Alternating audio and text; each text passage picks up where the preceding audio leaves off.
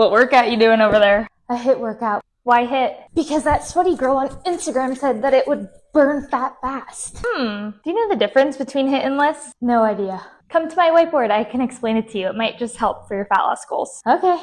Welcome back to class. Today we're going to be reviewing the difference between HIIT and LISS cardio. I'll be defining each, providing you examples, and explaining who should be doing what form of cardio when, because there's certainly a time and a place for both forms of cardio. High intensity interval training, HIIT. These are short bursts of high effort work. Typically, the work that you're doing is around 30 to 60 seconds. Since you're going full force, it's hard to hold it any longer than that. And doing 5 to 15 sets, typically under 20 minutes. An example of this could look like 5 minutes of a nice, easy warm-up on the bike, and then going 30 seconds full out speed with maybe cranking the resistance up a little bit so it's really gritty and hard.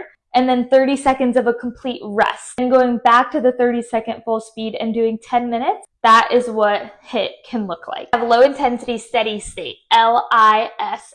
Any cardio done at a steady pace for an extended amount of time, typically 20 to 45 minutes. Zone 2, or basically you're able to hold like a very breathy conversation. You can actually set your Apple Watch to check if you're in zone 2. Just do a quick Google search and it'll show you how to do it. An example is if your Apple Watch shows that you're at 60% max heart rate or that zone 2, and you hold that on the bike for 30 minutes, which is actually better for fat loss, low intensity steady state. Before I tell you why, I want you to think about something. Bikini competitors, bodybuilders, what type of cardio do?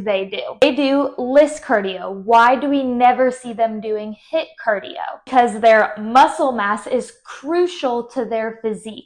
And we actually should be thinking the same in a fat loss phase. We want to maintain as much muscle as we possibly can, because the more muscle that we have, the more calories we burn at rest, making our fat loss phase easier. We're not going to look like a bodybuilder because that takes years and years and years of hard work, but we're going to think like one. LISS cardio burns calories without overly stressing the body. It uses fat as fuel. It's easier to recover from. It doesn't interfere with your strength sessions, protects your muscles, and more sustainable and keeps appetite leveled. If you don't have enough energy for your HIIT workouts, it could start eating away at your muscle mass, which remember, we do not want to do. There is a time and a place for HIIT. If you want to improve your VO2 max or your athletic performance, HIIT is the way to go. If you're happy with your body fat percentage and you enjoy pushing your limits, HIIT is the way to go. If I'm short on time or I need like a 20-minute vacation morning workout, I usually opt for a HIIT session, especially if there's no gym equipment there. I hope this was helpful. I'll put more information as always in the caption, so be sure to read it. Have a good day.